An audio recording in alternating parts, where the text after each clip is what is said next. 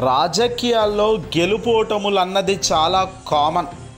వాటిని తీసుకొని నిలబడ్డం, నిలదొక్కుకోవడంలోనే ఉంటుంది అసలైన ఆట. చంద్రబాబు నాయుడు గారు తెలుగుదేశం పార్టీ పని అయిపోయిందని మొదట్లో అంతా అనుకున్నాం. 2019లో జగన్ అధికారంలోకి వచ్చినప్పుడు పూర్తి స్థాయిలో ఇక టీడీపీ మళ్ళీ పుంజుకోవడం కష్టం అనుకున్నారు, పని అయిపోయింది అనుకున్నారు. కానీ పొత్తులకు పోయి జిత్తుగా ఇటు అటు చేసి అల్టిమేట్గా విజయం సాధించడం జరిగింది. నేడు ముఖ్యమంత్రిగా చంద్రబాబు నాయుడు గారు అధికారంలోకి కూడా ఉండడం జరిగింది. అయితే ఆంధ్రప్రదేశ్ రాజకీయాల్లో మాత్రం ధైర్యం అనే పదానికి కొందరు నిర్వచనంగా నిలబడుతూ వస్తున్నారు. నందమూరి తారక రామారావు గారు, వైఎస్ రాజశేఖర రెడ్డి గారు, అలాగే ఇప్పుడు కొత్త జనరేషన్లో వైఎస్ రాజశేఖర రెడ్డి గారు కుమారుడు జగన్మోహన్ రెడ్డి గారు అని కూడా చెప్పవచ్చు. ఒక నిర్ణయం తీసుకున్న ప్రజల ముందు మాట ఇచ్చిన ఎక్కడ వెనక్కు తగ్గేదే లేదన్నట్టుగా ఉంటుంది వీళ్ళ ఆ దూకుడు. తప్పు జరిగితే ఒప్పుకునే నైపుణ్యం కూడా మనం వీళ్ళలో చూస్తాం. జగన్ అధికారంలో ఉన్నప్పుడు కూడా పర్ఫెక్ట్ విధానంలోనే పరిపాలన సాగించారు. తనకు అయ్యేది ఉంటేనే చెప్పాడు. ఆ చెప్పేవి చేసేవి ఉన్నవే మేనిఫెస్టోలో పెట్టి ప్రతి గోడకు అది అతికించి దాన్ని చూసుకుంటూ క్యాలెండర్ను ముందుకు తీసుకెళ్లాడు. విలువలు, విశ్వసనీయత అనే పదాలకు మర్చిపోకుండానే చివరి క్షణం దాకా వాటిని పట్టుకునే ఉండడంలో జగన్ గట్టిగానే ఉన్నారు. నేడు ఆయన ఓడిపోయినప్పటికీ 11 స్థానాలకు తన పార్టీ కిందికి పడిపోయినప్పటికీ విలువలు, విశ్వసనీయతకు మాత్రం ఎక్కడ వెనకడుగు వేయట్లేదు. ఓడిపోయినా కూడా పర్లేదు అంటూ శబాష్ అనిపించుకునేలానే తన అడుగులు కూడా ముందుకు ఉన్నాయి. జగన్ ఓటమి చెందినా కూడా ఢిల్లీలో సైతం చక్రం తిప్పే కేంద్రం, దేశం మొత్తం హ్యాండిల్ చేసే కేంద్ర పెద్దలు, దేశ ప్రధాని మోదీ లాంటి వ్యక్తులే జగన్ మద్దతు కోరడం అంటే ఈ ధైర్యానికి దిగి వచ్చినట్టు కాదా? ఈ ధైర్యానికి ఫిదా అయినట్టు కాదా?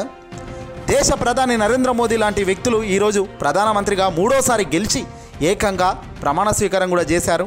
బీజేపీ సెంట్రల్లో అధికారంలోకి మళ్ళీ కూడా వచ్చింది. సరే, పొత్తులు కలుపుకున్నారా, జిత్తులు కలుపుకున్నారా అన్నది పాయింట్ కాదు. గెలిచారా లేదా అన్నదే చూస్తాం. గెలిచారు, సంతోషం.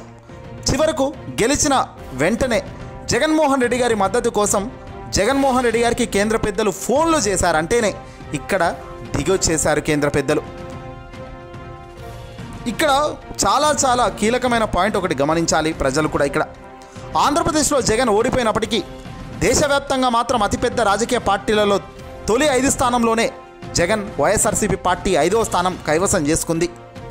దేశంలో మొదటి స్థానంలో బీజేపీ ఉంది. దేశవ్యాప్తంగా జరిగిన ఎన్నికల్లో మోదీ సర్కార్ బీజేపీకి 36.56% ఓటింగ్ వచ్చింది. ఇక్కడ తెలుగుదేశం పార్టీ 7వ స్థానంలో ఉండగా వైసీపీ మాత్రం 5వ స్థానం కైవసం చేసుకోవడం ఇక్కడ సూచిక. ఇక వైఎస్ఆర్సీపీ పార్టీ పరంగా చూస్తే మాత్రం 1,33,16,090 ఓట్లు పడ్డాయి. టీడీపీకి 1,27,75,000 చిల్లర ఓట్లే. అంటే వైఎస్ఆర్సీపీ పార్టీ 2.06% భారతదేశంలో ఉన్న పార్టీలలో వైఎస్ఆర్సీపీ పార్టీ ఓట్ షేర్ ఉంది. టీడీపీకి కేవలం 1.98% ఉంది. ఇక్కడ లార్జెస్ట్ పార్టీగా జగన్మోహన్ రెడ్డి గారి పార్టీ స్థానం 5వ స్థానం.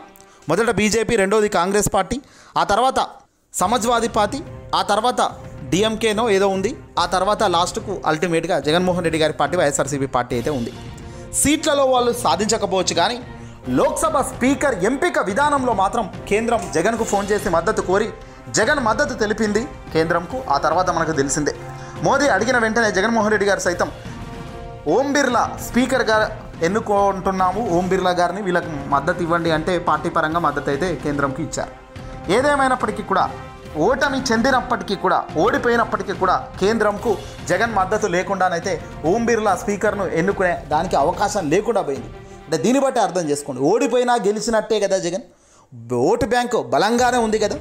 36% ఓటింగ్ వచ్చిన మోదీ ఏమో దేశ ప్రధాని అయ్యారు, 40% ఓటింగ్ వచ్చిన అనేక రాష్ట్రాల్లో ముఖ్యమంత్రులు అయిపోయారు. కానీ దురదృష్టం ఏంటంటే 40% ఓటు షేర్ ఉన్నప్పటికీ కూడా సీట్లు రాలేక అల్టిమేట్గా పార్టీ 11 స్థానాలకే కైవసం చేసుకుంది. ఎమ్మెల్యేగా గెలవకపోవచ్చు, అభ్యర్థులు ఓటమి చెందొచ్చేమో, కానీ బలమైన అభిమాన సంఘం, బలమైన ప్రజానికం మద్దతు మాత్రం జగన్ వైపు మెండుగా 40% అలాగే ఉంది. టీడీపీ వైసీపీకి మధ్య ఒక యుద్ధ పోరే రాబోయే రోజుల్లో నడుస్తుంది. 2029 వరకు పడిపోయిన ఓటు బ్యాంకును కాస్త పెంచుకోగలిగితే చాలు జగన్ మళ్ళీ అధికారంలోకి రావడం సులభమవుతుంది. ఏదేమైనా ఇచ్చిన హామీలను నిలబెట్టడంలోనే తెలుగుదేశం పార్టీ ఫెయిల్ అవుతుందా పాస్ అవుతుందా అన్నది రాబోయే కాలమే డిసైడ్ చేస్తుంది. అన్నీ అద్భుతంగా చేస్తే టీడీపీ మళ్ళీ రావచ్చు, కానీ అది ఆ ఆస్కారం కానీ ఛాన్స్ కానీ లేకపోలేదు. ఏదేమైనప్పటికీ కూడా పరిణామాలు ఎంత వేగంగా మారుతున్నాయా అన్నది మాత్రం చెప్పలేం.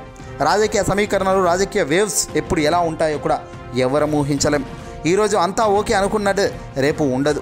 మొన్నటిదాకా వైఎస్ఆర్సీపీ పార్టీ కొండగా ఉండేది, కొండను ఢీకొట్టలేనంత బలంగా ఉండేది. కానీ అనూహ్యంగా వచ్చిన వాళ్ళకు ఈ ఓటమి జీర్ణించుకోలేనిది అయినప్పటికీ కూడా వీటిని తట్టుకొని నిలదొక్కుని మళ్ళీ అడుగులు వేస్తే పుంజుకోవడం పెద్ద మ్యాటర్ కాదు. ఈ వీడియోని అసలు లైక్ కొట్టి షేర్ చేయండి.